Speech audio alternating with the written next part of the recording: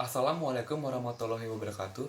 Perkenalkan nama saya Yenda Nafiri, NIM 12021844039 dari kelas SI 4201. Di sini saya akan menjelaskan tentang transisi dari analisis ke desain menggunakan diagram interaksi. Transisi dari analisis ke desain menggunakan diagram interaksi. Tujuan pembelajaran. Berikut merupakan peta proses. Memperkenalkan model desain. Model desain dibuat dari model persyaratan. Kedua, model desain digabungkan dengan model arsitektur untuk menghasilkan model solusi. Diagram interaksi. Diagram interaksi UML adalah nama kolektif untuk diagram berikut: diagram urutan, diagram komunikasi, dan diagram ikhtisar interaksi. Diagram interaksi. Setiap diagram interaksi UML digunakan untuk menunjukkan urutan interaksi terjadi antara objek selama satu atau dua skenario use case, sepotong skenario satu kasus penggunaan. Diagram interaksi UML juga dapat digunakan untuk menunjukkan urutan interaksi terjadi antara sistem dan subsistem. Membandingkan analisis dan desain. Analisis membantu Anda memodelkan apa yang diketahui tentang proses bisnis yang harus didukung sistem. Analisis kekokohan adalah proses yang membantu dalam mengidentifikasi komponen desain yang akan diperlukan dalam model desain. Komponen batas. Kelas batas atau komponen digunakan untuk memodelkan interaksi antara sistem dan aktornya, yaitu pengguna dan sistem eksternal. Komponen layanan. Kelas atau komponen kontrol atau layanan mewakili koordinasi, pengurutan, transaksi, dan kontrol objek lain yang sering digunakan untuk merangkum kontrol yang terkait dengan kasus penggunaan tertentu. Kelas entitas atau komponen digunakan untuk memodelkan informasi yang berumur panjang dan sering persisten. Komponen entitas akan sering memiliki komponen layanan yang sesuai. Komponen batas dan entitas. Komponen batas sering dapat mengambil atribut dari komponen entitas. Menjelaskan proses analisis kekokohan. 1. Pilih kasus yang digunakan. 2. Buat diagram komunikasi atau diagram urutan yang memenuhi aktivitas kasus yang digunakan. Ketiga, konversi diagram komunikasi menjadi diagram urut atau sebaliknya. Mengidentifikasi elemen-elemen diagram komunikasi. Mengidentifikasi elemen-elemen diagram komunikasi, variasi dari diagram komunikasi sebelumnya. Mengidentifikasi elemen-elemen diagram komunikasi. Sebuah pesan dapat menunjukkan nama pesan, panah arah, dan nomor urut yang menggambarkan urutan pesan.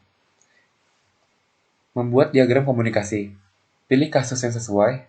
1. Tempatkan aktor dalam diagram komunikasi. 2. Analisis formulir kasus yang digunakan atau diagram aktivitas untuk kasus yang digunakan.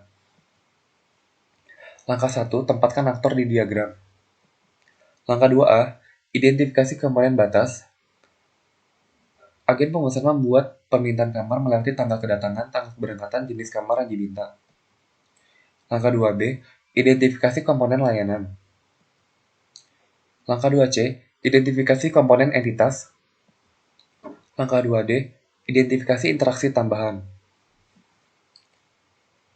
Metode Make Reservation Object Reservation Service mengembalikan objek reservation atau tidak ditampilkan ke reservation UI. Metode Room Request dari Reservation UI kemudian memanggil Get Reservation Details dari objek reservation yang mengembalikan rincian reservasi. Langkah 2D, identifikasi metode tambahan. Contoh diagram komunikasi.